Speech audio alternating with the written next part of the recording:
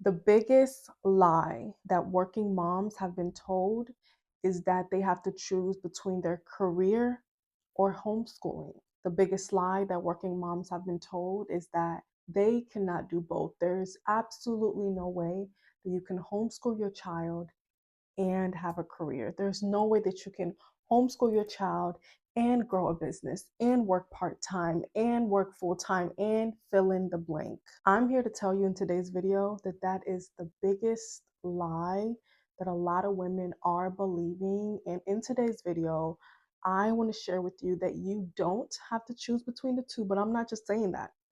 I'm actually going to share with you what it looks like to not choose between the two and to have both.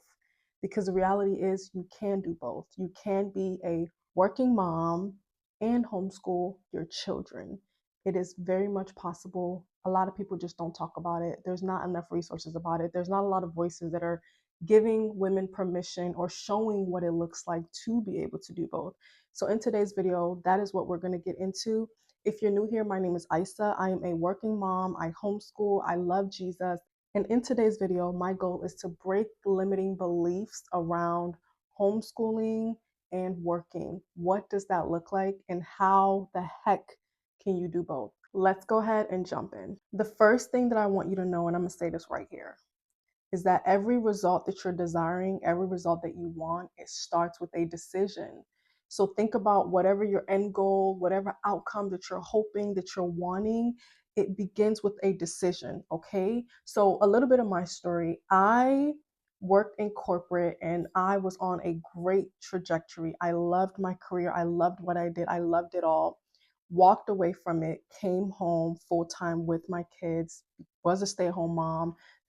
During that time, I was homeschooling, I was homemaking, and I was doing all the things. And I really loved that season. It was such a monumental season for my family and I, and the Lord used this significantly to lay a foundation in my home, within my children, within my marriage. It was beautiful. Fast forward a few years later, I had an opportunity to go back to work. And at first, I kind of wasn't even sure about the idea of going back to work because I'm like, how the heck can I go back to work full time and homeschool? Because we knew, my husband and I, we knew that homeschooling was something that the Lord has called us to. Like that is a deep conviction that we have. So we knew that regardless of the decisions that we make regarding our careers, regarding all the things, it cannot take us away from this call of homeschooling, right? Now, you do know that you can feel like the Lord is calling you to something, but there's no clear roadmap, right? When you feel like there's a calling to a particular area, you're literally just doing it in faith. You don't have all the pieces, you don't have all the puzzles, you have no idea what ride this may take you on. But your thing is like, this is what I feel like I'm called to do. So I have to figure it out, even though I don't have all the pieces together. So this is kind of the season we were at. Okay. I had an opportunity to transition back to work. It was an opportunity that aligned with what I wanted, my career goals, and all the things. And at this time, I felt, after praying about it, my husband and I just felt like everything lined up in such a way where we knew it was the Lord. So I went back to work. Now, when I went back to work, I did not have all the pieces figured out. My husband and I did not really know exactly what everything would look like, but I did know that homeschooling was not an option of quitting. I did know that this is not something I'm going to give up. I did know that me going back to work should not and will not compromise this call that we feel like we have to homeschool. So now, how do I do both? And my thing that I believed was, if God, you're opening this door and you're leading me and my husband to go down this path of me going back to work, then I know that you are going to provide, because there is no way that you can contradict yourself. You can't put a conviction in our hearts to homeschool and then lead us towards this path of me going back to work. Now, obviously, as humans and as humanity, we all have free will. And there are times where you can absolutely miss God, but his grace covers those gaps where we do miss him. But either way, sometimes you don't have the full picture. You literally are just walking and moving in faith, right? So when this happened, I knew we were not quitting homeschool. We knew like homeschool is going to happen regardless, and we just have to figure out how. Not if, but how. So a lot of times when it comes to this, we are saying if we can do both. We're asking if rather than how. When we ask ourselves how, we are already in problem solving mode. When we ask ourselves how, we are already giving ourselves permission to do the thing. And now we are just trying to discover what that looks like. But saying if and how are two different perspectives. My perspective here was how. I'm going to go back to work full time.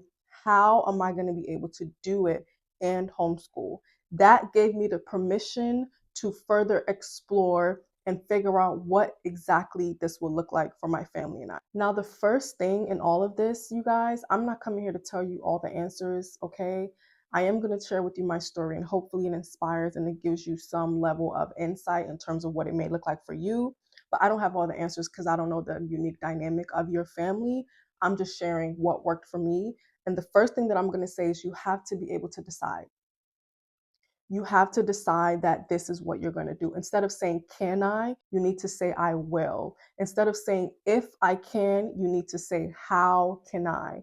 So you need to shift from needing permission from people and things to no, this is what we're going to do. This is what I'm going to do. This is what I'm deciding. Whatever you're believing around this area is going to follow how you behave. Okay. If you're not even exploring in your mind that this is a possibility that can happen, then actions are not going to flow from that. So you first need to shift how you approach this. We're not thinking things where we need permission from people, but we are thinking things based off of the outcome that we want, the result that we want. After you decide that you're going to do this, the next thing that you're going to do is you're going to commit. Okay, this significantly helped us because we were already committed, and because I was already locked in, I couldn't be wavered because we've already decided and we've already committed. Okay, once you make a decision and you commit that this is what you're going to do, you stop negotiating with yourself. You shift into a problem solving mode of exploring all the resources, all the options that are actually available to you, but you haven't tapped into it because you've been stuck in a if I or can I type of mentality. But when you shift from that and you are committed, then you stop negotiating with yourself. And your only option is forward, not going in circles, not being back and forth. And I want to read a scripture. I want to read to you guys James 1:8. James 1:8 says that a double-minded man is unstable in all of their ways. So you cannot be double-minded when it comes to this. You have to be committed and you have to be locked in, and you have to realize that no one is going to give you permission if you don't give yourself that permission first. So if you're not committed and convinced that you can do this and that you can do both, then you cannot expect to receive permission from the world if you don't even believe it in yourself. So you have to first give yourself that permission, and that is going to shift how you view all the external factors and circumstances that would then come up. So after committing that this is what we are going to do, no matter what, we are locked into this. The next thing that I did was rearrange. This was the next thing. So first I decided, second I committed, and third is rearrange. Now, this is the part where a lot of people quit because it feels a little ambiguous, and everyone wants certainty. Everyone wants clarity. Everyone wants to know that they know that they know. So a lot of people quit right here. When you commit to this, it's going to require a level of rearranging, right? Rearranging maybe your schedule, maybe a different curriculum, different type of support, different expectations. So you have the same vision of I want to work and I want to homeschool, but now you have to kind of work backwards and realize, okay, I've decided I want to do this. I've committed to do that. I've committed to doing this. You then assess your life, you assess your situation, and you rearrange things to align with the commitment that you've made. And this is going to look different for everyone. One thing that I'll say is because I don't want to get too much into the details of it. I will happily make a follow-up video where I'll talk more in depth of what this actually looks like practically. But for the sake of just sharing that this is a thing that you can do and what it may look like, this is just a high level video, okay? This part, in terms of rearranging and moving things around, the age of your children play a role, okay? There's different types of curriculum. So there are box curriculums, and these are curriculums where everything come together and all the subjects, all the things are together for you. You don't have to kind of supplement. It's all there for you.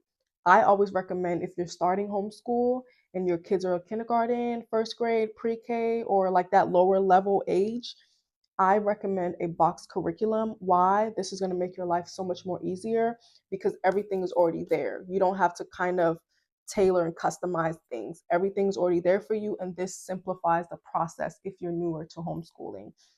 Now, there is an option. Now, you don't have to do a box curriculum. There are so many other options out there. This is if you want a smooth transition into homeschooling. And even if you've been doing it for a while and you feel like you need something that doesn't require and take so much preparation in advance, a box curriculum will help you with that. So this right here simplifies your homeschool process, okay?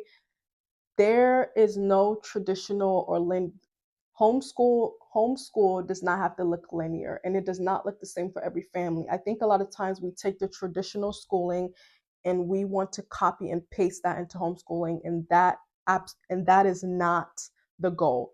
The goal is for you to recognize what is the vision, what is the calling, what is the Lord calling you and your family to do? What is that? What are values and morals? Like, what is meaningful to you? What type of homeschool environment? Like, when your kids are grown and they look back that they were homeschooled, what do you want them to say? What is the culture? What is the family environment? What type of things do you want to instill? What type of learning do you want them to have? Like, have your big picture goal and then work backwards and then figure out what vehicle you're going to use to get there. It looks different for every family, but you have to be true to what it looks like for you and then figure out from there what things you need to rearrange to get there. So for me, what I did during this time was, because I know I was going back to work, I knew that I needed a curriculum that didn't require so much preparation. I knew I needed something I can just kind of open, read, and kind of go from there. And I knew that I needed something where kind of it encompassed all like the resources, the manipulatives, all the things, right? So I'm not doing so much supplementing because that requires a lot of energy and time that now is limited. So how do I maximize the time that I have to homeschool and do it effectively and efficiently? So I found a curriculum that was able to allow me to do that, okay? And in addition to that, there are so many resources in terms of scheduling, in terms of enrichment programs. So if you are working full time, there are enrichment programs and options around you that you can take advantage of as a homeschool family, okay? One of the scriptures in the Bible that I love is where it tells us, we have not because we ask not, okay? Closed mouths do not get fed, all right? You have to do the work of figuring out what this looks like for you. Can you do it? You absolutely can. Now, your next steps is figuring out resources, figuring out programs, figuring out curriculums, figuring out things that are going to align with what your day to day looks like and what your family's needs are, okay? If you want me to share more in terms of resources, enrichment programs, homeschool co ops, oh, we didn't even get into homeschool co ops. But again, y'all, there's a plethora of resources out there, and we just have to figure out what those are, find them, leverage those to help us to be able to do both. Hope you guys enjoyed today's video. Comment below and let me know what follow-up video from this that you would find most beneficial. If you are working and you're considering homeschooling, you're doing both, or you desire to do both, comment below and let me know. Thank you guys so much for watching, and I'll see you guys in my next one. Bye.